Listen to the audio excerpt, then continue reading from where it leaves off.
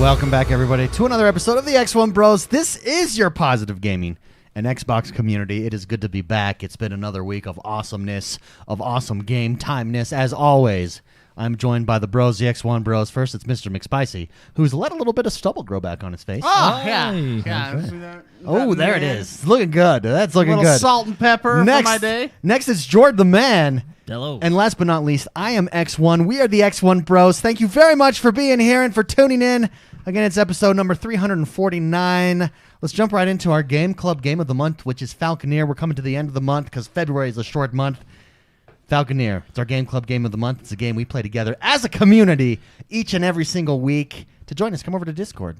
Join the Game Club channel and talk about the game. We did do a poll this week. We wanted to see what the community, the Game Club community, thought of Falconeer. This is something we're going to try to do every single month. Sometimes, I forget to do that, but we didn't forget this month.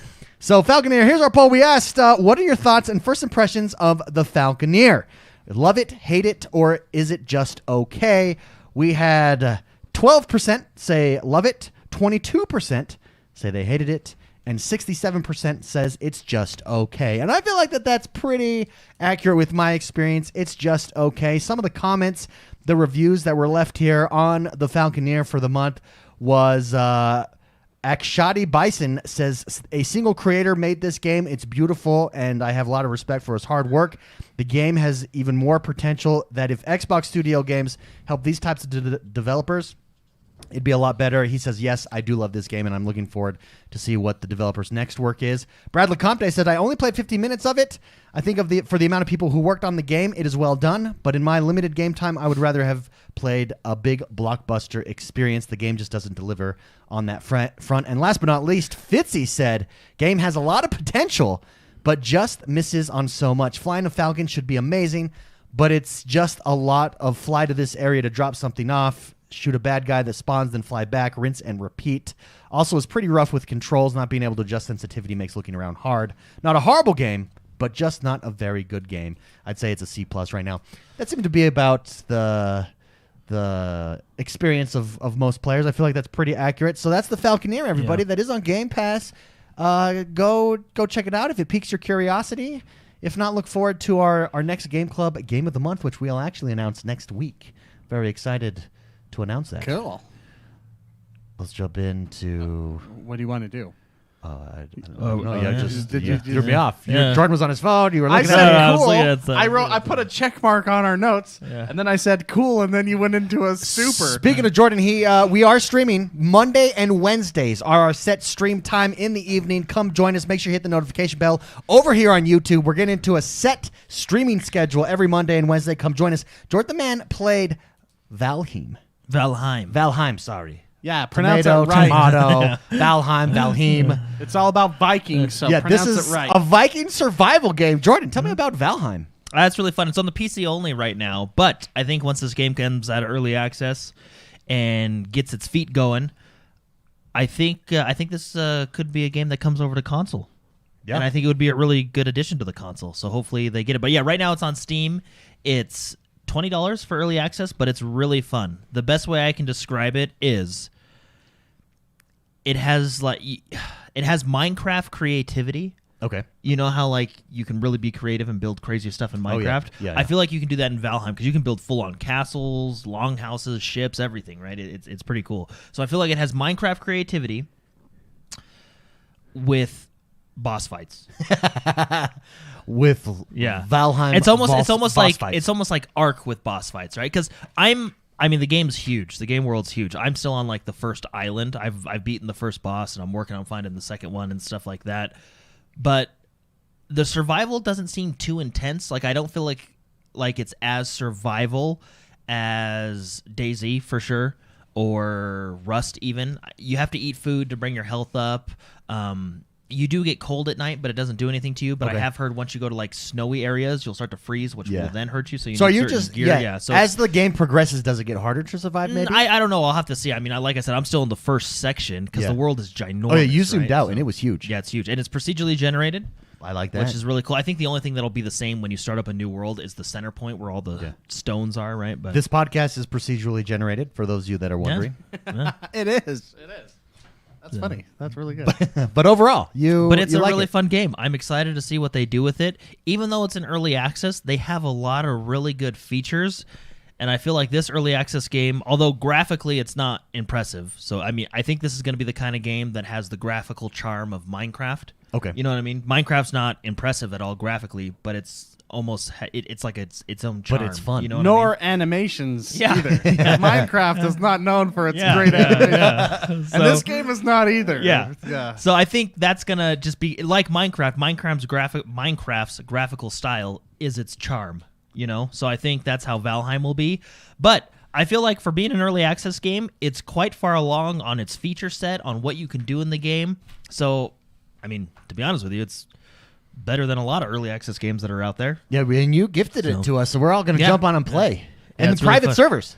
You can set up your own private servers if you want, just That's like cool. Minecraft and everything. So it's really cool. Jordan has this technique where when he finds a game he likes, he'll gift it to his friends so they feel guilty That they enough have to to play play, with, yeah. to play with it. It's So a good they're strategy. Like, oh well, he gave it to me. I guess I better use it. And I well, played with him last night, and it's good. It's a good little game. I Yeah. like it. I like it a lot. Pretty funny. So, yeah.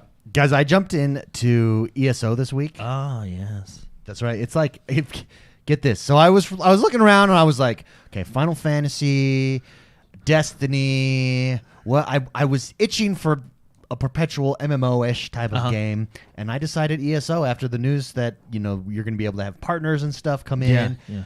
And so I bought the upgrade for all of the content.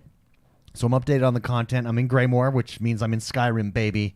And I have just been enjoying it. This is my relaxation game.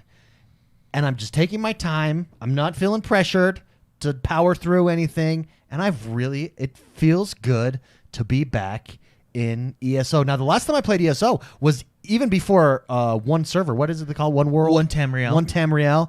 I was That in update before was a long time that, ago, yeah. and the game has just improved. It's just scratching the right itch that I needed at this time in my life. I will say too, their Series X, because I've played it both not on the Series X and on the Series X this week. Their Series X upgrade is phenomenal. It's like night and day difference. Do they have a Series X upgrade, or is Yes. it just the raw power of the Series X that's making it? Might be better? just raw power. Yeah, I think- Regardless, I think- if you type in ESO Series X upgrade, ESO does talk about it.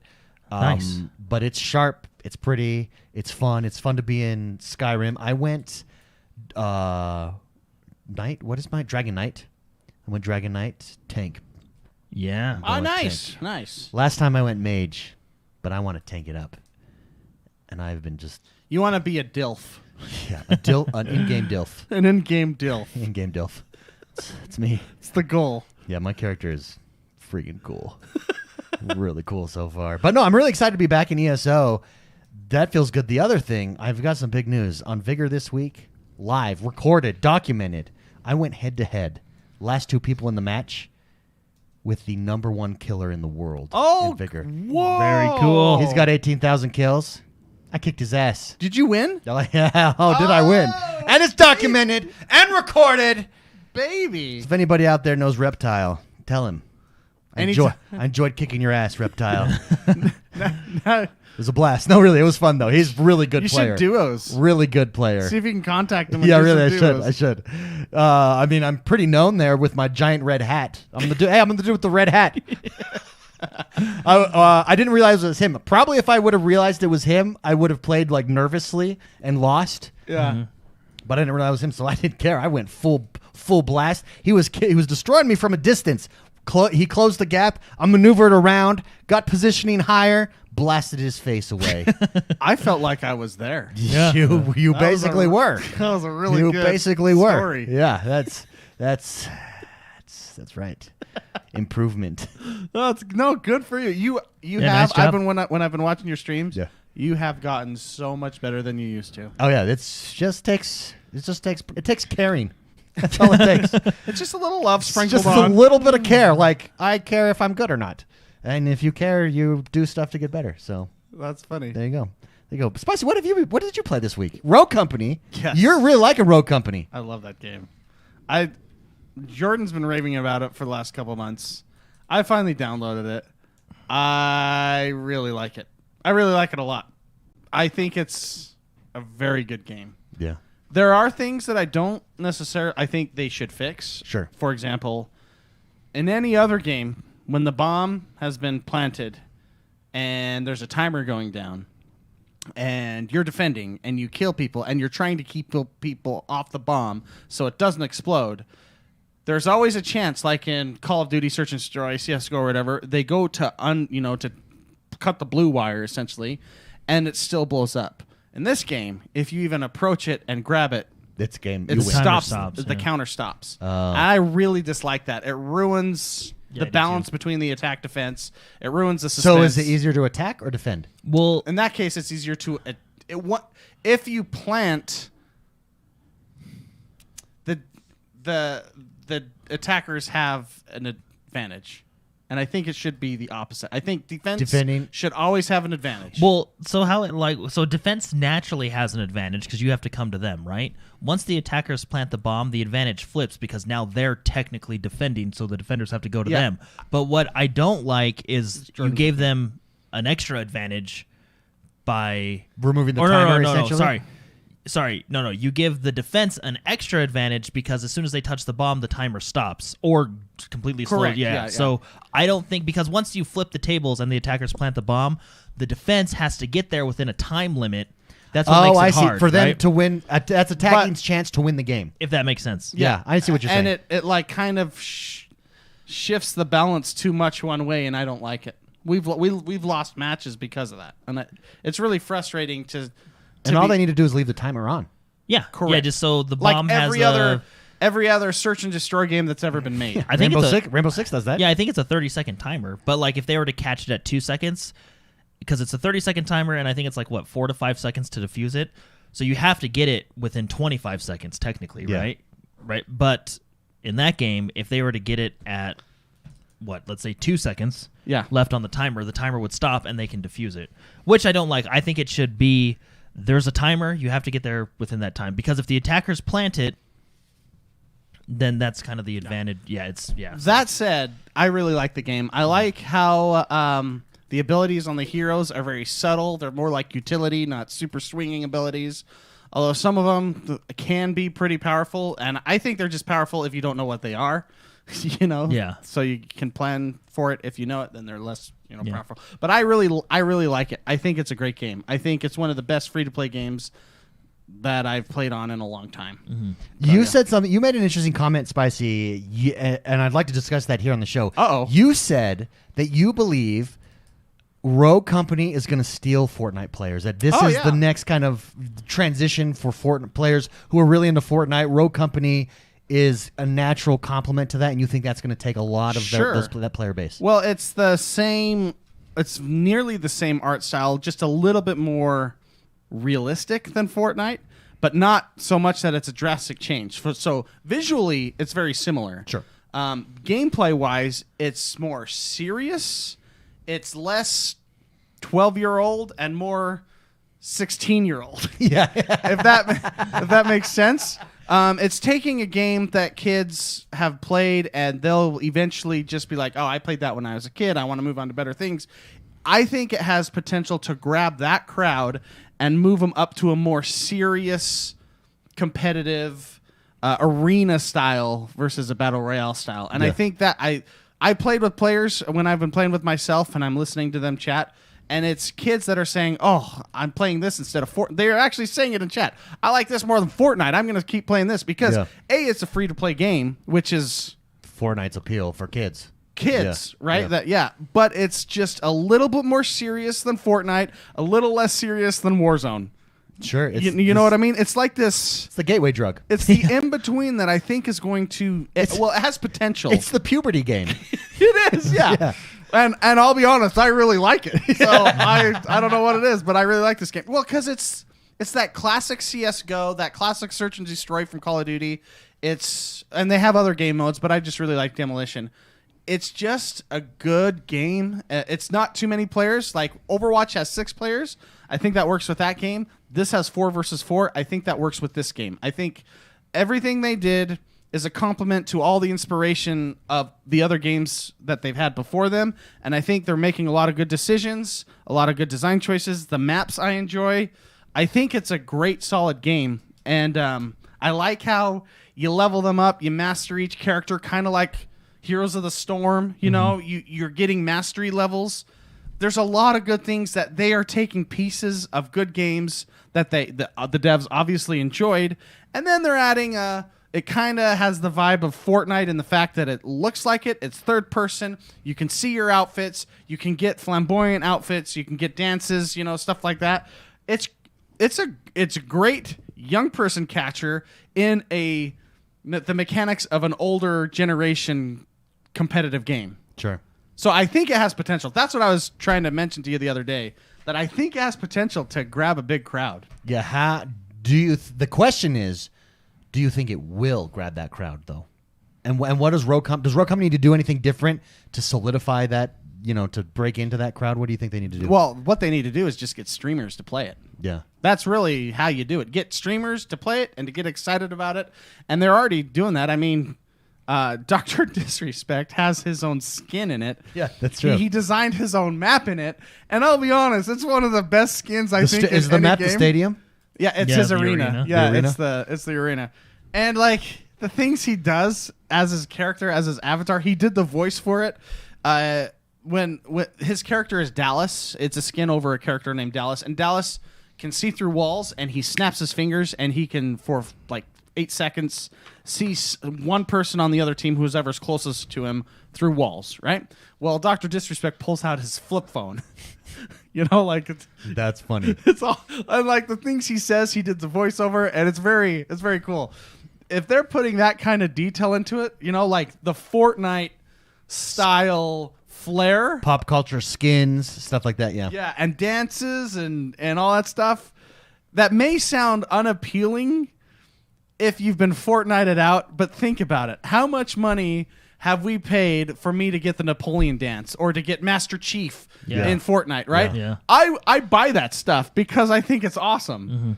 And this game can do that because it's third person, and they have. You can see all the stuff. You can see your skins. You can see all the dances that people do. It's a potential money maker, and it's a potential crowd maker too. Crowd pleaser, I guess I should say. Crowd pleaser. Yeah, I like that. So yeah, I think this game has potential to be the next big thing. Well, and just like comparing it to Fortnite again, they're on every platform. It's cross progression, cross play. I mean, they're set up. Yeah. And these are the developers of Smite, correct? No. So it's the publisher of Publisher, Smite. that's correct. A different development team. Okay. Yeah. Well, there you go. Set up for success. Let's jump into Xbox FPS boost. Ooh. That happened this week. It was big news. Let's just discuss it, what it means for Xbox.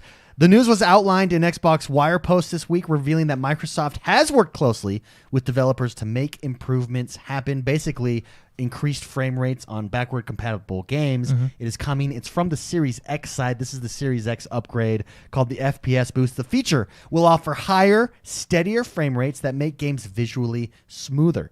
FPS boost will be available via free updates, and currently 5 games have been chosen to kick off the program. Those 5 games are Far Cry 4, Sniper Elite 4, Watch Dogs 2, EA Sports UFC 4, and new Super Lucky's Tale. Now, game developers do have a choice whether or not they want to do this. It's just happening on kind of the Microsoft side of things. So you're not going to see it for all backwards compatible games if the developer doesn't want it there. So for instance, let's say Rockstar has Red Dead Redemption or Red Dead Redemption 2 and they want to offer an upgrade pack that they're going to handle themselves, then obviously the FPS boost won't be there. Yeah. But it will be there for games and developers that choose to have it there for a lot of these backwards compatible games. I think this is really big. I think we're starting to see the Xbox Series X transform our gaming, even in old games. I mean, these are only 5 games, but if you're into these games, you want to go back and play them, you will get 60 frames a second, right? Buttery smooth gameplay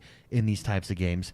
Spicy, I want to start with you. Just give me your thoughts, impressions on Xbox dropping the Xbox FPS boost this week. What do you think that means for the Series X? Well, it's a move to get to please the power gamers. A lot of the gamers that don't listen to this podcast probably, or just they're 12 or whatever, that they just want to play. It's probably not a big deal, but FPS is very important to a lot of us, right? And this is a move and a feature update to please us, and there's nothing I can say bad about it. I guess the only thing that I'd like to see was probably maybe a newer game on the list, but these are kind of the testers, right? these are the first ones. Yeah, it's going to roll out and it's going to affect a lot more games. I think it's a great move. Obviously, whenever we get performance increase updates, I can't complain. No, who can? Yeah. Right? So well, someone can. I'm sure. yeah, someone probably could. Someone out there in the internet. I think it's a great move. I think a lot of us that care, which I do, I think that's awesome. I think FPS is more important than resolution. So I think this is a great move.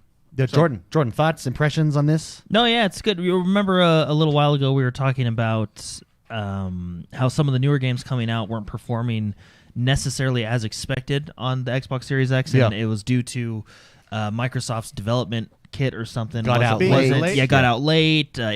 Some developers weren't as familiar with it, and they basically kind of pledged to work with developers and get everybody up to speed. Make things. The biggest thing is make it easy for the developers to do this, right? And we saw games like Hitman, which is performing really well on the Series X, right? So I think this is just one of the steps in that process. Yeah, absolutely. I think that's a very good point. To get that out there, to get those tools to the developers so they can improve their games, whether they're old or, like Mark said, start to get some new ones on this list. Yeah, right? And it'll be free monthly updates that we'll be informed of, so it's going to be exciting to see every month. All right, what games this month are we going to see get the FPS boost? Mm-hmm. Then to go back and try it and compare it and just say, oof, baby, it's buttery smooth now. Yeah, maybe this is kind of a bridge or a transitional thing for developers that didn't get a chance to fully utilize the Xbox. Maybe Microsoft is kind of taking that upon their shoulders a little bit on their end, so other games can bridge the gap and get that FPS so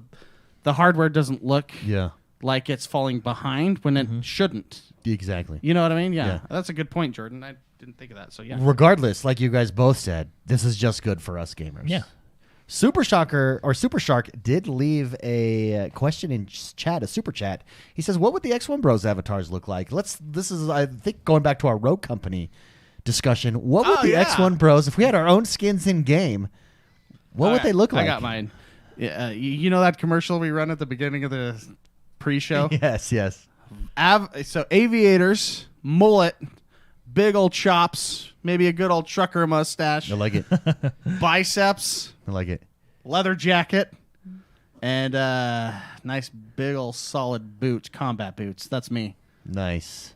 Jordan. Just an alpha male. That's what I want. The alpha male. The alpha male. The rugged mountain man. The 80s Chuck Norris. I think I'd want to go for like a Cloud Strife look. Oh, yeah, I can see that. You got the hair for it. Yeah. You get a nice big haircut, giant sword. Yeah, sword that's too big for your body. Giant something. Giant key. You have a couple of them. Giant key. Yeah, Keyblade. Yeah. I think I don't know. I just feel like you see him running at you. You're like, oh man. Yeah, I think I'm going tight leather suit.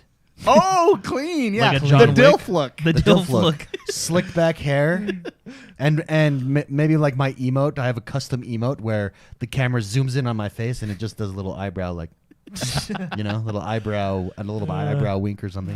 We call that the Yakuza. The Yakuza, the Unagi. Great question, Super Shark. Thank you very much for that super chat. It was BlizzCon this week. Today. Well, today. It's BlizzCon today. And through the weekend. Sorry, it's BlizzConlin. No, BlizzCon Line. BlizzCon Line. So it's, there we go. Basically, it's their BlizzCon show, but it's online. So it's all online. There's no one there. I don't know if it's pre-recorded or I assume some of it's pre-recorded. Yeah. But anyway, a couple cool features Xbox related. One of them being the Blizzard Arcade Collection. Yeah. So what this is it's the Lost Vikings, the classic games that Blizzard did. So the Lost Vikings, Rock and Roll Racing, and Blackthorn all coming in a collection later this year. Did we get a trailer for that?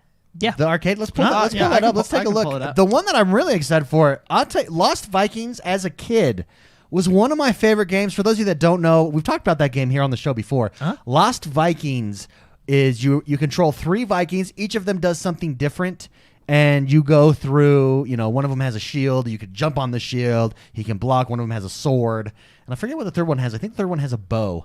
and you use them together to go through there. Braden Heminger also drops a super chat, by the way, before we get started here. Been tuning in for years. Keep up the great work. Thank you very much, Braden, for the super chat. Let's so tell us about the arcade collection. Yeah, so the arcade collection, like I said, it's coming later this year. It comes with the 3 games. You play them as they were, right? That's their thing. You play them as they were, but they've also brought in cool newer features like save features, record features, and one of them they showed 4-player split screen on Rock and Roll Racing, which was kind of cool. Oh, that's cool. So I never played Rock and Roll Racing. I know a lot of people one of my really like that one. Yeah, one of my favorite games of all time. Viper takes the lead, and you have Steppenwolf in the background rocking out, Born to be Wild and all that stuff. It's a great game. I love Rock and Roll Racing. One of my favorites ever. Yeah. That's very cool. It seems like now, Jordan, you had said this earlier before the show, just with BlizzCon and Blizzard. You made the statement that you feel like they're living off their past, and this would this be an example of that in your opinion? This year I do. I know this year's been probably rough for developers because a lot of people got to work from home and all that stuff. Yeah. But it just feels like this year. So I've only watched the opening ceremony. I haven't watched the actual because we had the podcast tonight, right? And it was basically right after the opening ceremony. So I watched the opening ceremony, and that's where they kind of whet your palate of what's to come throughout the weekend, right? They show all their trailers, features, all this cool stuff. Most of the opening ceremony was, or at least the high points of the opening ceremony, in my opinion, were the announcement of like their older games. So, for example, this game. Yeah, the arcade collection, which has Lost Vikings, Blackthorn, and Rock and Roll Racing.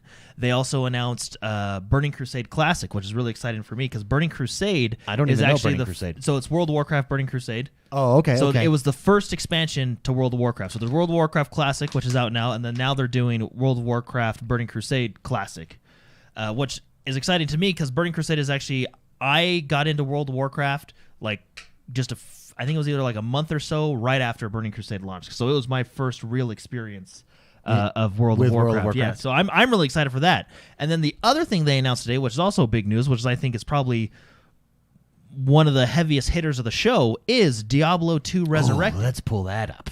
Which is coming with the original game, Diablo 2, and the expansion, Lord of Destruction, re-releasing for consoles and PCs, and it's going to have cross progression, so you can play between, the console and the PC, which is great. All these are exciting features and exciting stuff that's happening, but it does seem to me that at least this year, they're kind of banking on their past success rather than leaning forward with new content. Now, I mean, you're probably gonna say, "Well, Jordan, it takes time." Yes, I know it takes time, and I know they're developing. And I think J. Allen Brack was talking about they do have new worlds in the works, and I'm not taking that away from them. They do, but it just seemed like maybe. Yeah, maybe. I mean, yeah, maybe. We don't know. Yeah, like we don't new know. Call of Duty map. Yeah, it took them 12 years to make StarCraft. Yeah. So, I don't know. So yeah, maybe, right? But it does seem like they're, at least this year, and it may be due to the pandemic, it may be due to just, Diablo 4's taking a while to make, although they did have some Diablo 4 news, which we'll get into as well.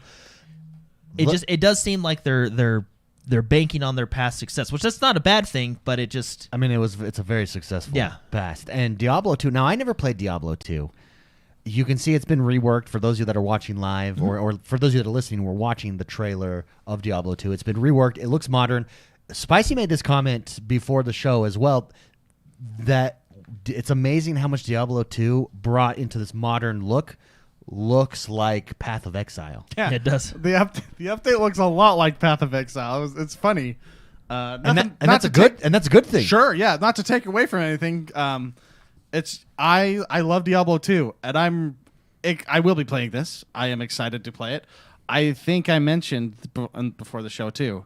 I have spent more money, or I have bought Diablo 2 more times than any other game because I'd get the itch to play it. I'd buy it. This is when I was a teenager, so I would lose all my stuff, right? So I would buy it, and then after like 3 months after I beat it again, it went in the box, I didn't see it for another 8 months.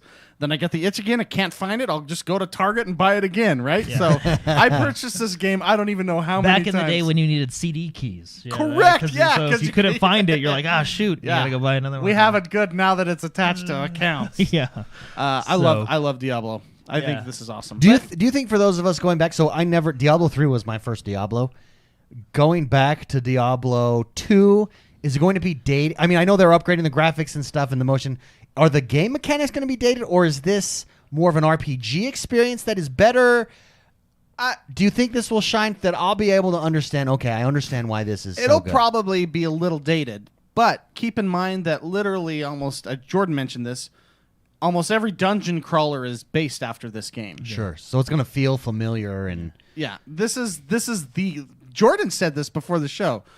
What Halo did for first-person shooters, this is what it did. This game did for dungeon crawlers, right? Okay. Yeah. So I think that the issues are, it's on the original, it was just 8 directions, I think. Yeah, Up, 8. corner. Mm-hmm. Is that 8? Counting, I think. Yeah, it was 8 directional. Yeah. That might, if they keep that, I can't tell from I think what the update or the remaster of this is going to be, because you can see the graphics they get smoothed out, but it still kind of has that classical feel, you know? Sure. If you look at the gameplay, it does look fairly smooth. I think that's what they're modernizing. Is the frame rate, basically? The smoothness of the game, right? So I don't think it's, and I don't know, we'll see when it comes out. I don't think it's going to be the 8 directional. I think it's going to be a full, like Diablo 3, like a smooth experience. That's what I would do if I were them. Which would right? kind of affect gameplay a little bit, because that's how you made your shots. Mm-hmm. I guess I'm used to it now not being like that. Yeah, because you have control to where you want to point. Yeah, you know, so. yeah. So it depends. To answer your question, I'll have to play it, and I'll have to tell you, David, to answer that question. I don't know if it's going to feel dated. I hope it doesn't. I hope, but if it does, I'll still enjoy it. It's still a great game. Psychotic in chat asks, how long until the first speed run of Diablo 2? Within a week, less than a week. Speedrunners are hardcore, man. Yeah. Yeah, they're hardcore. So how long is this game for your average player? Well, so this game is coming with the base game and the expansion Lord of Destruction, so you're getting the full set here. So a few hours. It took me. This is back when I wasn't Speedrunning. When you're into life. Yeah, Except for video games. Well, I would just Children enjoy- life. Yeah. Well, And Diablo's hard. Like when you meet that guy, he's scary. yeah. And I would always build a necromancer. And so I'd have, by the time I met Diablo, I'd have like 30 skeletons running around. And he would just look at them and they would explode. So I could never beat him. Yeah. So and then I'd be like, okay, I got to play as a barbarian now, right? Or whatever it is. But I don't know how long this game is. Well, I couldn't tell you. It's hard to gauge because the thing about Diablo is you beat the game and then you go harder difficulty, harder. You know what I mean? So you technically beat the game multiple times. Yeah. You know what I mean? Because once you beat it, There's no end. Yeah, it's you Hotel go back. California. Yeah, yeah. So, You can go in, but you can't get out. but I like that. That's a good analogy. But yeah, this is really cool. They also talked about during the opening ceremonies redoing. I think they said 24 minutes of cutscenes that are in there as well. Okay. So They're so redoing the cutscenes? So this is like a Halo 2. Yeah, it's like a Halo Like a 2 blur. Yeah. Well, unless it ends up being like a Warcraft 3 cutscene, reforged cutscene. But we'll see. We'll see. That's true. No, Well, they or did- a Hearthstone one, where it's just like the art 3 animation. layers of Photoshop that they just moved together. That is funny. But they did talk about I think they said 24 minutes of cutscenes. I don't know the exact minutes, but they did talk about the 24 minutes of cutscenes in the Diablo 2 game. They also talked about Diablo 4. They did a new trailer introducing a class. It's an older class that is now coming back called the Rogue. Oh, yeah. So they In talked fact, the about- whole trailer was her story. Yeah. Yeah, so they talked about the new Rogue in Diablo 4, which is really cool. But we got no gameplay. No, Not yet, I think anyways. Diablo 4 is still really long ways off. Well, so- I think... which I think is why we're getting this Well, to hold us over for this Yeah, year. I And then would- Because maybe they're next probably year. having to change it from mobile to PC. Yeah. Because They did talk about realized, Immortal. Yeah. They That's- realized, I don't know why. And But, going wait, back to earlier where I Wait, said, do you guys not have cell phones? yeah, no, I don't. oh my gosh, I have a cell phone. You're It's like a right. supercomputer. I wanna play a AAA game. Is that not the worst? Is that not the worst PR answer of all time? He in should have gaming? thought that one through a little bit. Yeah. So for those of you that don't remember, It was 2 years ago. 2 years ago when they announced Diablo 4, funny. it wasn't Diablo 4. No, we was- thought we were getting Diablo 4. Yeah. that was part a of the part of the build-up. problem. Yeah, We were like, oh baby, it's coming. And this was not online BlizzCon. This was a room full of thousands of people yeah. booing you because you announced Diablo mobile game. Immortal. Immortal. Well, and you didn't just announce it. You announced it and then stepped on your entire fan base. Well, and I mean crushed their balls. I mean it like this because there was legitimate questions, and I think those questions should be validated or taken into consideration. And I don't mean to knock on Blizzard all the time. They just you want them to be great. They got great games. I mean, they have Overwatch, Warcraft, Hearthstone. I mean, all their games are good. On that PR move, it was just. But what? I was going to say, one of the things I don't understand why they don't do, because I think it's a legitimate concern. So this Diablo Immortal, which is a mobile game, it tells the story between the events of Diablo 2 and 3, so it bridges that gap. So it adds lore to the game. And I think one of the things that people were upset with is a lot of the features in Diablo Immortal and the fact that it's adding lore to the game and that it's only coming to mobile. They basically asked the question, hey, are some of these features, which have been requested on PC and maybe for years, and hey, since this is adding lore, can it come to the PC? And they basically said no. Yeah, but and I think that not only that, but that's one of them. But the crowd is not happy. The crowd, you got to read a room. The crowd is not happy. Yeah, you gotta. And they booed. They're booing you, and the guy on stage, I don't know who he is, and I apologize for not knowing that. And he's probably a nice guy. He's probably a nice guy. You feel bad for him. His answer did not go through the PR department at all. I mean, it's live on stage, and his response is, "Do you guys not have cell phones?" And it's like, and everybody, oh, riots are happening. The nerd riot is coming. I really, and I don't, as far as I know, maybe I'm wrong. Diablo Immortal is not on the PC. I don't know why they don't port it over.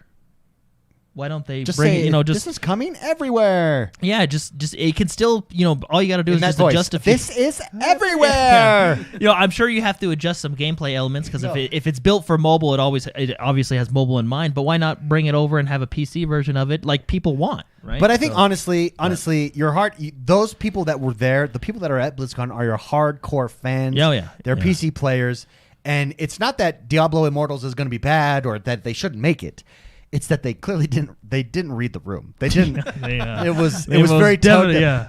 Just saying. Do you guys not have cell phones? Everybody should go watch those videos. Look for red shirt guy. The other red shirt guy. The other red. Oh yeah, there is another red shirt guy. Yeah, he was like, what did he say? He's like, is this a joke? Yo, one of his questions was, is this some sort of out of season April Fool's joke? And the crowd cheered. Yeah.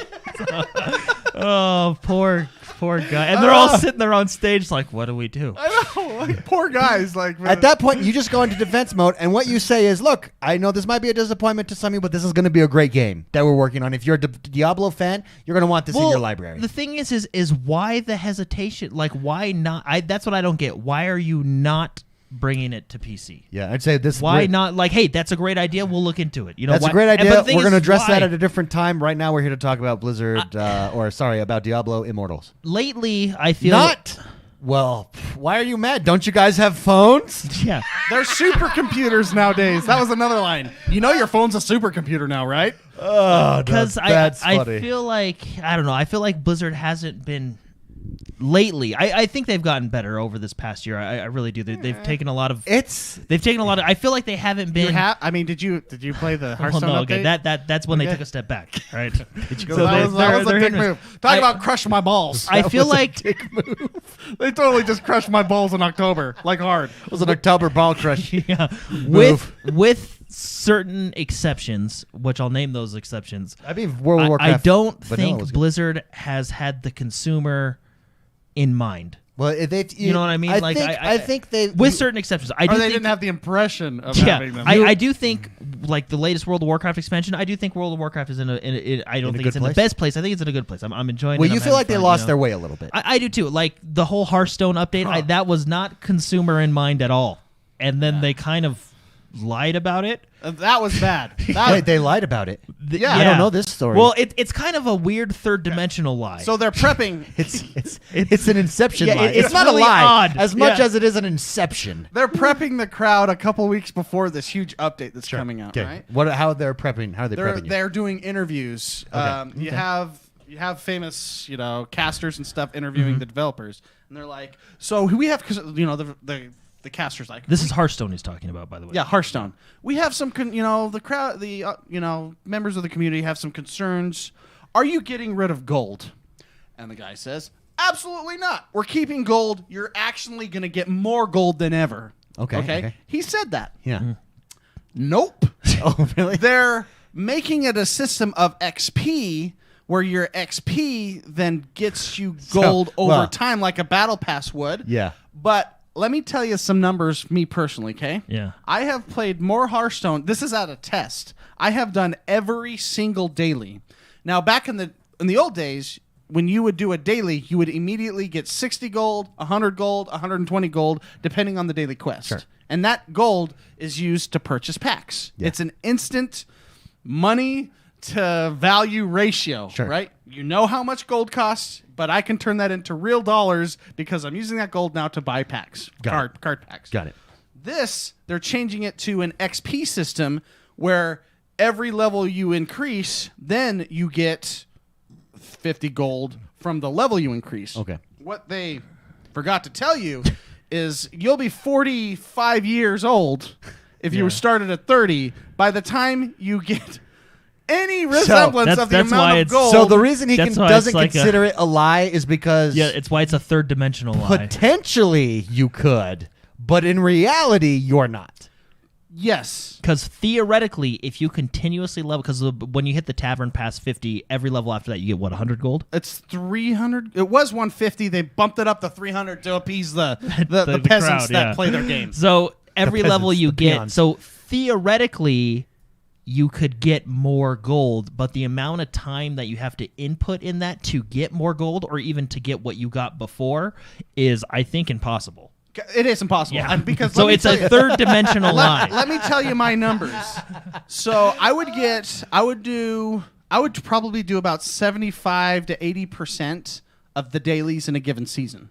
Okay. That would net me about 12,000 gold. All right. Now, in this season, which is just about concluded, there's I think a month or two, little less than 2 months left, right? I have done more. I have done 100% of my dailies, and I am at 5,000 gold.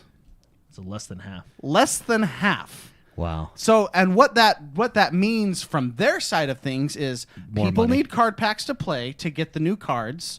So they need to spend more money to get those card packs because you can no longer buy those with the same amount of gold that players got previously. Yeah. So it's an instant kicking the balls to us, but an instant boost to their pockets. Well, in theory. Well, no, that's what's happening. Because if I want, But no, are more players buying cards though is the question. Probably. I mean, Yeah. I don't necessarily think they were But- hurting before. but Yeah. I mean, Hearthstone is a drug. I enjoy it. I love playing it. And when they're stepping on my balls and crushing me, I am still clicking next match. It just doesn't make me feel good about it. I mean, That's funny. in order to get close to what you made last season, you essentially have to play 24/7, right? What's that? What was your To saying? essentially to get close to keep leveling up, right? The battle No, pass to get because more it's gold. based on dailies.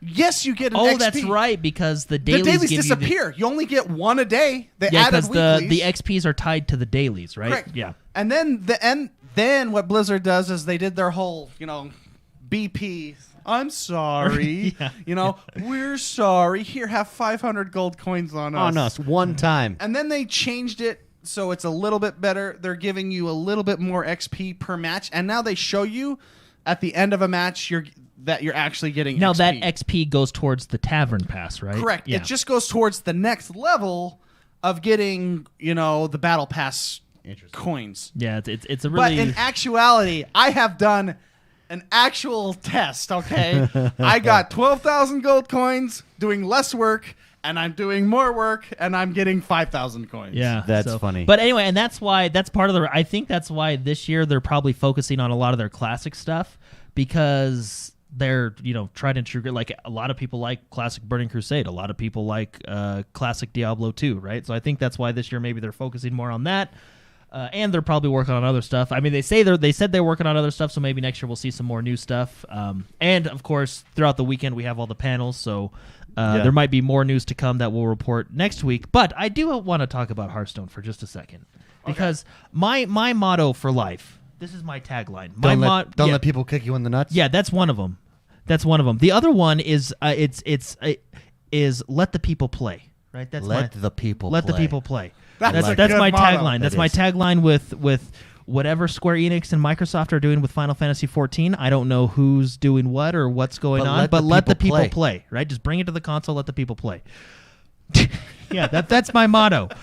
Because I think I understand the point of exclusivity and all that stuff, but I do think the more places you have your game, ultimately the better for the players, right? Sure. So my question is, why can they not bring Hearthstone to the console? Let the people play. Let the people play, because you know how cool. I'm not sitting It's a here saying this because two-button it's not even a 2-button game. It's a 1-button game. It's a finger game. You can't even hit escape in the menu to go back a menu. You have to scroll the mouse and click back. I have a phone. It takes one finger. Yeah. It's on my phone. So if you're sitting there telling me, well, Jordan, this thing's a PC game, how are you going to bring it to the console? It's a 1-button game. If you can't map one button to a controller, then you shouldn't be a developer. Let the people play. Yeah. No, I mean, I don't mean that. I mean, I know developers work hard, but seriously, if you can't map one button to a controller. Well, it's a clear decision. I wonder why. Well, I think it's a clear decision. It would make, I think, because I don't know, you would have to make it cross progression. So, because I don't want to start, I wouldn't want to. It's like.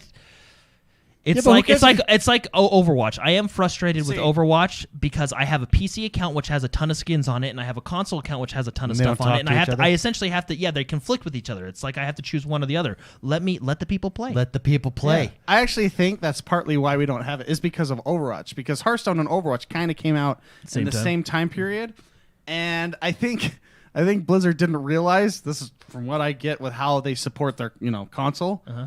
I think Blizzard didn't realize the hassle of doing it both on PC, where on PC they have their own launcher. Yeah, they can push an update. They can push an update. It was like, we got 5 minutes. Just hurry and run that update. It doesn't have to be approved by any third party. Yeah. Correct. But with Sony and Microsoft, they don't want the software of developers breaking their whole system like Call of Duty. It has to go through, right? It has to go through certification. Even with that regulation, Call of Duty somehow just breaks it. They just broke it. So I think Blizzard is just like, let's not put Hearthstone to mobile or to consoles because I don't want to have to deal with it. But I agree with you. I think that's a valid option. But why is the new Diablo 4 probably going to be on console? Why is Diablo Remastered coming to console? Obviously, it's a market for them. Because they forgot. The arcade is coming to console, right? Well, more than that, I wonder if it has to do with the card packs. You think so? Purchasing the card packs. Because there's going to be a regulation there. I'll give you a prime example. The company that I work for, we're a mobile game company, and we sell in-game properties. Yeah. And we have to follow the rules on Google and iOS. On Google and iOS, the most that someone can drop, I want to say, is $300. No, it might be $100 a day. It's the most that you can purchase, $100, because you have to go through iOS and Google, Apple and Google to follow their rules. Is it the most you can purchase in one purchase? So you can just purchase like 8. But on the PC, you can purchase $3,000 at once if you want to. And so maybe the reason that Hearthstone's not on console has to do with the way that their card packs are sold and sell.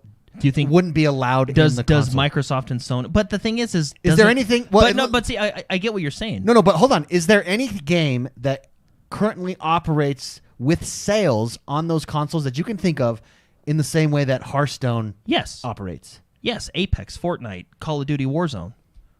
He gave you 4. You asked for 1. Damn. But damn, that's you talk about 3D lies. That's 3D logic. Yeah. I really do think that Blizzard just forgot the hassle because it's been 3 years since they've actually even cared about Overwatch. You know what I mean? Yeah. Like they don't care about console players. Everything is balanced for the PC. This is my question though, because I get what you're saying there, and they can probably make more money if they sell directly through their platform because they don't have to worry about stuff. But fees. Having it on iOS does so. Hearthstone, talking about That's Hearthstone, true. They're already paying. Is on iOS and Android. Yeah, but don't those stores take a percentage of the sales? Yeah. So let's say Microsoft and Sony do that as well. Aren't you already doing it on iPhone? I mean, yeah, but maybe there's some rules on console that don't make it possible. See, well, and that's my logic. Like, okay, maybe the console's preventing them, but then I look at other examples of, like you said, like Fortnite does the same thing. They're not selling card packs, but it's the same concept. They have you can buy $5.99 worth of Fortnite dollars, $10.99, $30. You know what I mean? But can you buy? Yeah. But you have to buy the Fortnite dollars. You can't just buy the packs. Correct. Yeah, in Apex you can. You can't buy an item directly for cash. Yes, you can. And they have the the store where you can buy the skins. Remember, they have their skins on Yeah, rotation. but you have to buy. He's talking about you have to Apex buy- has that. It's like the L dollars. Well, it's not like the L Fortnite dollars, V-Bucks. You have to buy V-Bucks before you can then buy. Correct. The Yeah. thing. Yeah. Yes. And in Hearthstone, you can just buy the pack directly. No, correct? you can't. Oh wait, you can. And I bet you that's the thing that's yeah. not So allowed. you're buying it directly for $5.99, whereas on the console, you can't necessarily buy it for $5.99. You have to buy the. So what's the difference between a phone and a console?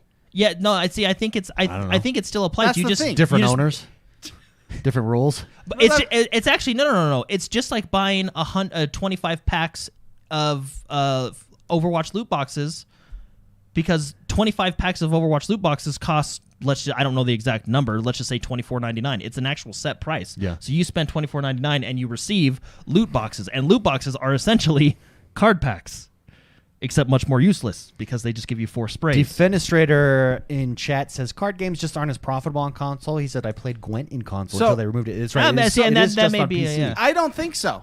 And the reason I don't think so, this is an ignorant answer because I'm not a developer. So let's just keep that in mind. But unlike other games like Overwatch that requires separate balancing, separate issues, separate things like that, Hearthstone is a card game. It's already balanced.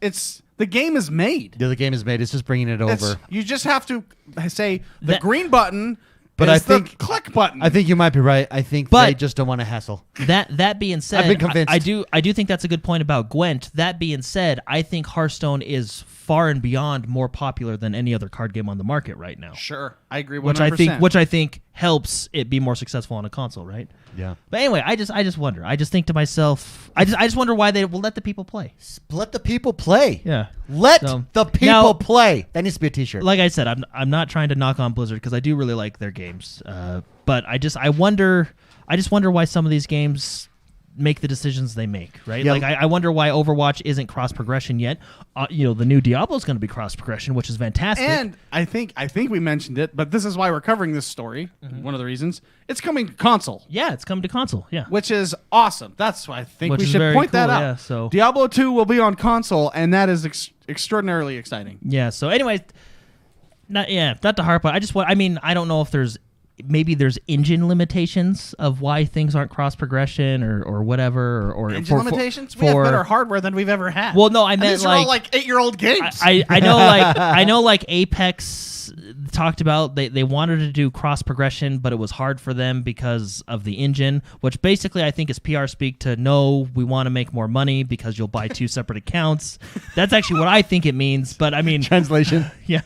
But we're using the Blizzard Activision technique. That's kind of what something Apex had said in the past, right? But again, I'm not on the development team, so I don't know the ins and outs on why they don't bring some of these games to consoles or make certain. But anyway, it's just Blizzard is having their big weekend this weekend, and I'm excited to watch more of the panels. So hopefully we'll have more news for you next week. Yeah. But that's what we got. Let's now. move on. I really want to go over the Warzone thing, but before we do, let's just mention Fall Guys is coming. Oh, that's huge. To One of the most popular party games is coming to the Xbox this summer. Yeah, that's going to be exciting. We're going to play some Fall Guys. Now there's a Here on there's the a show. there's a couch co-op That's stream a couch right there. cast and a half right there with So- Fall Guys. But let's move on to Call of Duty Warzone. Yeah, so just real quickly, Season 2 is coming next week, February 25th, which is great. It's new. It's Call of Duty Black. Wait, no. What is it? Call of Duty. The titles are getting out of hand. Season 2 gameplay. No. There we go. Call of Duty Black Ops Cold War Season 2 Warzone. and Warzone. So yeah, TM. the titles they're getting long. Trademark. But Season 2 is coming with new weapons. I believe they got some new zombie stuff coming for the Cold War side of it, and then they have some map changes coming to Warzone. We're gonna have some new points of interest, new areas of the map or changed areas of the maps with some new stuff. Also, there is a mysterious ship Mysterio. heading towards. It looks kind of like it's heading towards the Gulag or the port of Verdansk, heading in. and it's gonna do something. They haven't told us what it is. Yeah, they did say in one of their updates that these new areas there's interesting stuff going on, and basically explore at your own risk type of thing. So yeah, we were talking about it before the show, I think with Ronan, but it's not a full new map, which is what a lot of people are asking for, and I get, because new maps in battle royales does refresh it. It brings it's almost like a soft restart. Soft DLC? Yeah. Soft DLC. So it's not a full new map. The tagline, I think, for this season is beginning of the end or something like that. I may be a little off, but it's something along those lines. So maybe this season will be, is setting up the new map. And this is where Ronan came in chat. He made a good point. We've been thinking that for 8 seasons now, and it's still not a new map. So he does.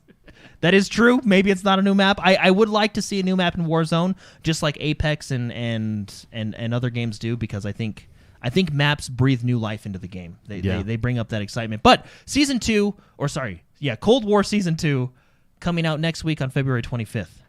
Yep. Very exciting. Let me say this, and I just want to discuss this real quick. I said this before the show. I think Fortnite changed Battle Royale as a huge cultural shift with battle passes. I think they changed the gaming landscape. I think what Call of Duty is now doing with Warzone combined with their single player game is as big of a change and shift in the industry as Fortnite was to Battle Royale with their battle passes and just changing the genre, making it that popular. I think this is the path forward. Call of Duty really has done a good job of melding their entire franchise into one cohesive package. Yes. And I think that's the example or the structure, the layout going forward for games that games will have a perpetual multiplayer aspect to it, continuous single player campaigns dropping along with different multiplayer, i.e. single player, multiplayer type of expansions as well.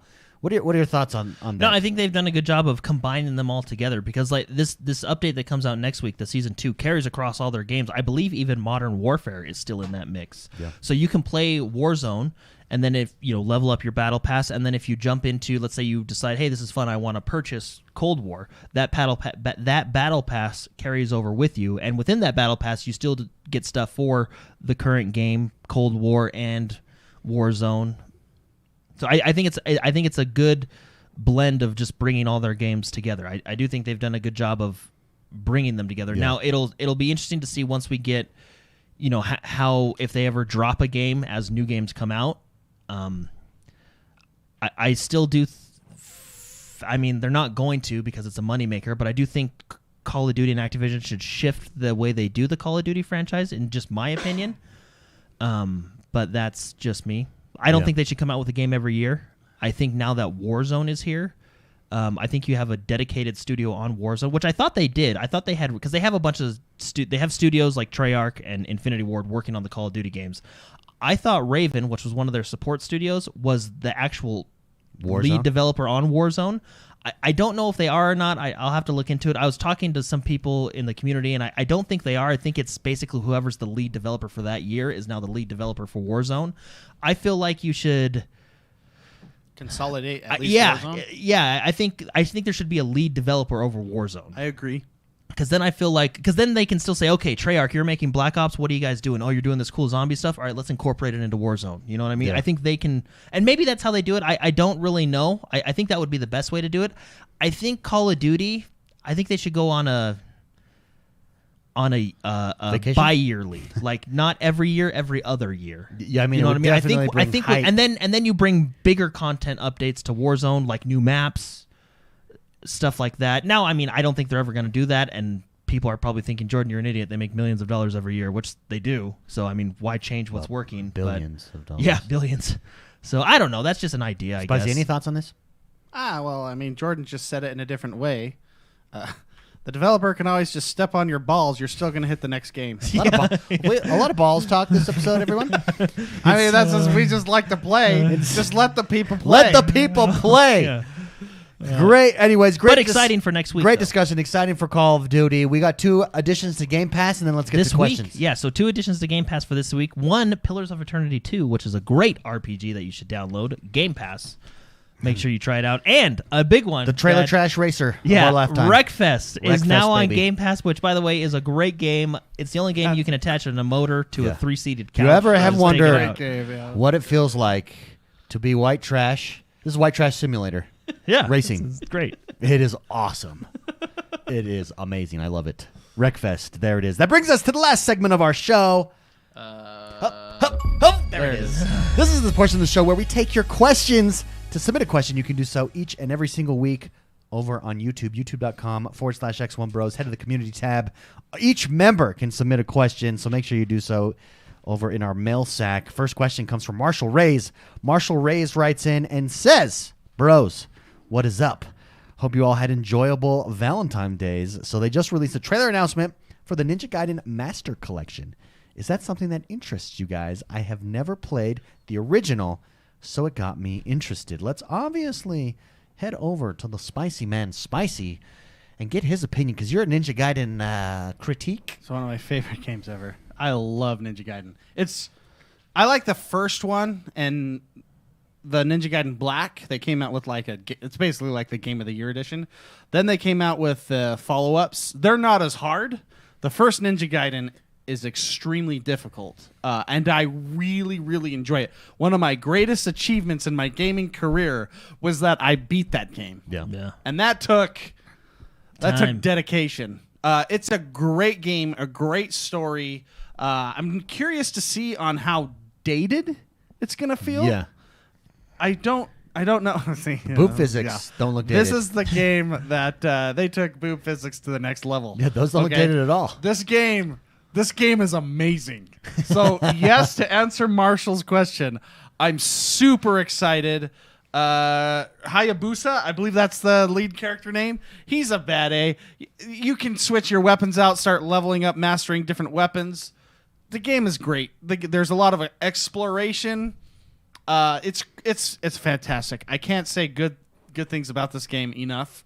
I think everybody should try it. The problem is, it's very, very, very difficult. At least the first one is. That makes it more of a niche gaming experience because of that? Very hard. Yeah. And when I say hard, it's hard. If you guys have ever played like the old NES Turtles, if you ever played the old NES Ninja Gaiden, hard. It's difficult. A lot of people, I would say probably 90% of the people that played this game didn't get past the first boss. So, and there's boss fights, just so you know. It's extremely difficult. You have to learn the mechanics of the game. You have to learn it. This is pre-Dark Souls, right? That's what this is. But you just love this game because once you beat that boss, once you find a zone that you couldn't find before, but now you can because you unlocked a way to get to it, you just feel good, and it's just an enjoyable experience. So yes, I am very excited. This does interest me, Marshall. And I will be playing it, and I will probably lose. Marshall, there you go. Great question. Thank you very much for writing in. Psychotic writes in and says, Hey, bros, how fun is Rogue Company? Normally, I'm really bad at games like that, but for some reason, I seem to be better at this game than others like it. My question is am I better at it because of different mechanics, or is it just a culmination of sucking at the other games that made me better for this? Keep up the great work. Jordan. What are your thoughts? I don't know. It's probably the different mechanics. I mean, it's a third-person shooter, so you can do things differently. Comparing it to a first-person shooter, you can do things differently in a third-person shooter than you can in a first-person shooter. For example, you can be fully covered and peek around corners in a third person, so you can essentially surprise people, right? Whereas in a first-person, you have to angle yourself out. Even if you can cant around the corner, like lean around the corner, you'd still have to angle your body out so they could see you too. Because I mean, there's been times where I've done this and then it's happened to me. You're running up a lane or a hallway and someone just pops up from a bucket or whatever and just shoots you and has the drop on you. It's because they're hiding behind there, but with the third person camera, they're peeking over, right? So you're able to do different things like that. I think it's another mechanic is usually these types of games are naturally a little bit slower. I mean, there are times when you can play it fast-paced, you know, when you're trying to do different things, when you're communicating with your team or flanking or whatever. But the game is more about watching your corners and watching the lanes than it is about hunting things down. So it's why, and you'll see this sometimes when you're playing. This happens to, it actually happened on stream, and we talked about it a little bit. But we were playing the game, we killed one of the characters, and he dropped the bomb and we're the defenders. So the attackers drop the bomb. Now, it's not team deathmatch. We don't need to hunt down the other 3. We stay put, or I mean, just depends on what you're doing. All we got to do is let them come to us. We have the advantage because now they have to come to us. So right? it doesn't require like a deathmatch. A Call of Duty deathmatch requires you to be a killer. Yeah. Rogue I mean, Company has a slower pace and has more variety to gameplay in that. It with requires respect. you to be a smart killer. A smart killer. If you killers are still killers. you can help your team and win the match and not have the most kills. You know what I mean? It's not necessarily a team. Obviously, getting kills helps, right? But it's a team game, right? Like if we kill if you kill the bomb holder and then you just wait for the rest of the team to come to you, and at that point you have the advantage because you can hunker down and just wait for them to come around that corner. That's more helping your team than going out and hunting people and potentially getting killed. So I just think the game. I think it's, to answer your question, I think it's probably because of different mechanics, right? It's a different type of game. It's not a Halo or a Call of Duty team deathmatch. It's a more of a Counter-Strike type game. Sure. Can I also add, Fitzy in chat says, my one complaint is having the right D-pad be your melee button, so awkward to do. So, one of the great things about this game, this is going to sound stupid, but as a Southpaw Claw player, me personally, I play like this, okay? Okay. Because I never like my thumbs to leave the joysticks. Sure. All right? I'm a Southpaw Claw player. They have an extensive mapping system in this game. I love it when developers do this. They should do it to every game. I don't know why they don't. It's probably a week of development. You just have to put in a mapping system. But you can switch that, Fitzy, super easily. Yeah. And it's very deep and extensive. It's almost Overwatch level mapping, which I think every game should have Overwatch level mapping. Mm-hmm. But I think that's... So you can avoid that just by going into the changing of the button guard. The changing of the guard. Right Changing there. of the guard. Great question, Psychotic. Thank you very much for writing in. It's a really fun game if you haven't played it. It's free to play. It's on every system. So check it out. Super Shark writes in and says, hey, studs. Hey there. Hi. How you doing? So GTA just had the highest selling month since its release in 2013. Holy crap. Seriously. This game is just crushing it. The game has come a long way, but it seems like you guys still talk about it as if it's 3 years ago. That's because that's the last time we played it. Yes, the UI blows, but the connectivity issues are all but gone. That's good to know. And so much content has been added. What's your process for revisiting games to make sure your input is accurate and, of course, positive? I had given up on Apex, but your Season 8 review got me back in after a year. Thanks, Super Shark. That's a good question. Our process to going back and reviewing games to make sure we're up to date on it is we don't have one. It basically because think about how many games are out there that are vying for attention from a gamer. And this is the danger in losing a gamer. Like our impression of the game is from 3 years ago. It doesn't even seem like it's that long ago. But really what would bring us back, some kind of big new announcement that sucks us all back in. If friends are playing it, recommendations of others in the community really bring us back into a game. In fact, your suggestion here, Super Shark, might bring us back into a game. Actually, because of this, sorry, I was just going to say this right now. I think I'm going to go home tonight and download this and give it a try. So, yeah, I downloaded it because of this question. Oh, I saw this question yeah. earlier, and I played it earlier today. How's the cell phone? There you go. See, he says the UI is trash. It really is. I'll be honest. The first 25 minutes of me turning this game on was me getting notification after notification, Lester calling me, notification, things going up on the side. I even went into the menu, and I'm like, how do I turn off notifications? I can't focus on what's in front of me. You've been out of town for 3 years. Lester wants to say hi. I know. And so I do that. There is a notification settings. I turn everything off, okay? I even turn the UI off. I turn everything off. They even had the radar. I turned it all off. Nope.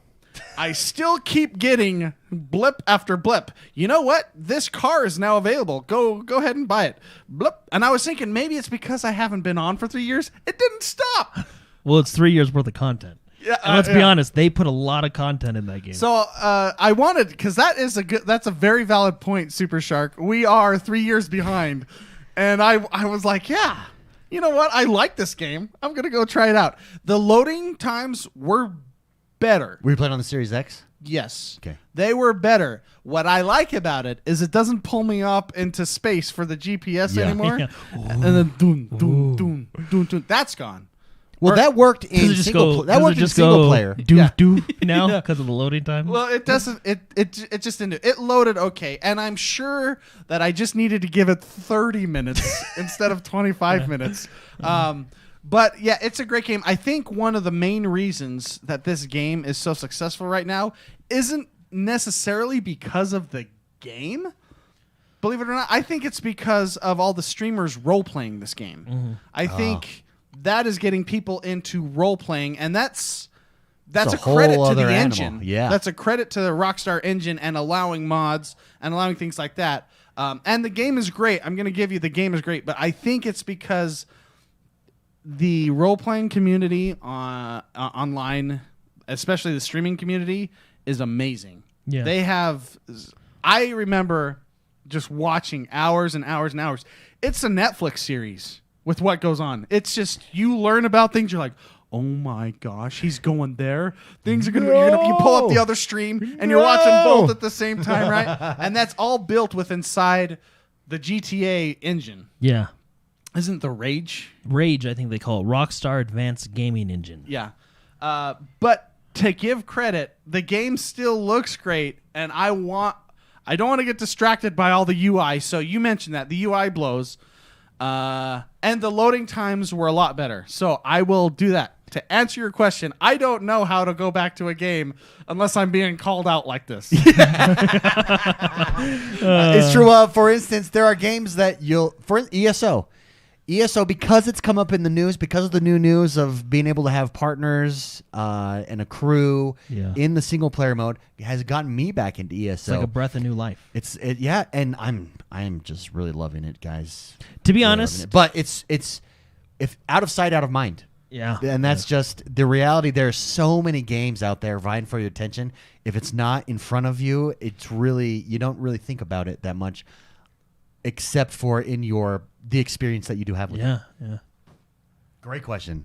Yeah. Great question, Super Shark. Thanks for doing that, Super Shocker. Do you guys want to play Grand Theft Auto? I do. Even after hearing you talk about your experience, it makes me like, I kind of want to go through that. Well, Chief Wiggum in chat says just go to the casino because it's so much fun. I actually was in the casino. And get this. So I go in the casino, right? I go in there and I walk in and I'm just like cruising around and I really like my outfit. I'm like, yeah, I love this game. And I'm like, oh, there's an elevator. Can I go upstairs? I can. Yeah. I go into the elevator and then it goes into this huge cutscene for a couple minutes, which is great, but I have no idea what's going on. So apparently there was a casino update.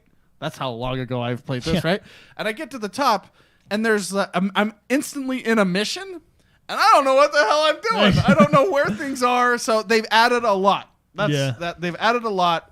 Well, I think what GTA Online does so well, which is back when we played, they did this really well, and I think this is where Red Dead Online can take cues from, their sandbox is amazing. It's so good. I mean, you can go to the casino. While you're at the casino, I can go shoot up a club and steal an airplane. When I was sitting there, the sandbox is amazing. I was sitting there working on getting the UI off, and I'm looking in the parking lot. I'm on the roof, like the penthouse roof, looking down. And there's ambulance running in. There's a guy shooting down the cops, and there's all a helicopter. Other players. Yeah, there's a helicopter flying away in the distance, doing like barrel rolls and stuff. It's a fantastic experience. It's a playground. Right? It is. Well, that's what it is. I think that's the benefit of it. It's just it's a sandbox playground that you can do what you want in, and they've added, like, hey, buy a pen, like progressing your character in the respect that get weapons, cars, penthouses, stuff like that, right? Yeah. Oh yeah, I signed in and I got $1.25 million just for signing Shark Cash. Yeah, because don't they hey, we're giving that adds up over 3 years. Did you get interest? Yeah. Thanks for playing our game. And I'm like, I am. Well, this was one of the highest selling months for GTA. Think of this. This came out at the beginning of the Xbox One, GTA 5. And the end of the Xbox the end of the 360, and PlayStation 3, that's what I mean. End of 360, beginning of the Xbox One, and the year of 20. So not only this month was it the highest sales that they've ever had, the year of 2020 was the most players they've ever had in their game, like congruently of any previous year. I guess, and I bet you 2021 beats that. I know Jordan disagrees with me on this because I think he's disagreeing on my semantics of what makes an MMO. I think GTA is the future MMO. That the sandbox, live your life. It's almost GTA is modern day Second Life in reality. Oh, With yeah. the exception you can't Become bring a money millionaire. out. Yeah, you can become a millionaire in game. Yeah. That's the new model for MMOs. I think it's a new style of MMO. It's almost a metaverse. I think that what they'll do is they could just expand it and create it into the Grand Theft Auto metaverse. They totally could. Merge it with with Red Dead Redemption and let it all be in one housed unit, and you get in your freaking DeLorean, Your NFT DeLorean. your NFT DeLorean, Yeah. and you travel back in time, and then it's just Grand Theft Auto online in the Red Dead Redemption universe, and you fix your Red Dead Online. You keep everybody in one system, one payment system. You can add stuff. I wanted Grand Theft Auto Online to be the Red Dead Redemption Online, and they've just not done it. Imagine just doing that in the Old West, and they just haven't been able to do it. Yeah, Red Dead Online has been. I mean, there are aspects of it that are fun, but I think overall it's been a little bit of a letdown. It's just. I think they also not that I think they added new solo it's missions like for dating online the too. ugly sister. Yeah, When there's a smoking hot sister there, and you're like, well, yeah, it's not bad. It's not but bad. I mean, I it's love not you, that. but you're not your sister. Yeah. NFT is one Rockstar game away from Ready Player One. No, it's true. It's true. And I think that once it is realized how much money is there, Yeah. I'll give you an instance. I'll give you, for instance, today. So NFT, for those of you that don't know, is non-fungible tokens. And what it basically means is you have ownership of an item, a digital item on the blockchain. So, for instance, if you have a car in Grand Theft Auto, or a house for that matter, it's yours. Nobody else has it. It's yours. Or if they do have it, you can see how many items of it are out there, how many items were sold, and you can sell that for real money. Yeah. Imagine a real item like a Da Vinci painting, a physical item that you can take digitally that is provable that there is only one of or two of. Yeah. And it has ownership, and you can't copy it, you can't duplicate it. It is permanent, and you can sell it and trade it. So Street Fighter today dropped their NFT collector cards, and I missed getting my pack by like 2 minutes. And now like the prices are just up on all of them, and I'm trying to get who's the big monster guy? Bianca? What? Oh yeah. The Brazilian, the green dude. Yeah. The electricity. I'm trying to get him, and it's just hard. But yeah, NFT is coming to gaming, and in a world of Grand Theft Auto, a World of Warcraft, and ESO, that's where they will thrive. Elite Dangerous. Imagine Forza. Yeah. You own the car. Yeah, I know, that would be awesome. But to make this like something you can show off, you need a Grand Theft Auto. That's you need true. a Rockstar game. That's why I'm saying it's one Rockstar game away from being. I mean, imagine these role player streamers that have the penthouse that no one, Yeah. and then you can go into that game and be like, oh my gosh, One day Summit this 1G lives a there. player. That's Summit Yeah. 1G's penthouse right Yeah. up there, and you're in the game. Yeah, that's crazy. Defenestrator, sorry, says, ever see the video where the guy removes his gamer tag and pretends to be the casino valet and kills people as they drive up? That one is gold. That's hilarious. Wow. Yeah. Andrew says Rockstar only needs one more world and they'll have created Westworld. It's true. It's true. That's good. That's good. It's true. That's a good question, though, Super Shark. Yeah, and you shamed Spicy into playing. Into playing. That's good. I don't want to be a dick on accident. I want to be one on purpose. Yeah. Brian F. writes in and says, Happy Friday, bros. As a school teacher, I recently had a conversation with some dumb high school students. He didn't say that. I added dumb. I'm editorializing here. He said high school age students, and they said most of their video game experiences are on mobile, which to me is something I never do in my mid-30s. Is Microsoft doing enough making their games accessible via xCloud, and is that enough to encourage young people to stay with the brand? I think that's I'll answer this, and I do think that Microsoft is doing enough. And here's the thing. I think it's a two-pronged approach because I think even though the reason that kids mostly play on their phones is because that's the device they have on them at all times. And those same kids probably also have a console. And I think as soon as you can merge the two, that's where... Which is kind of what xCloud you really do it when that's what xCloud is doing, and I just think it's time at this point.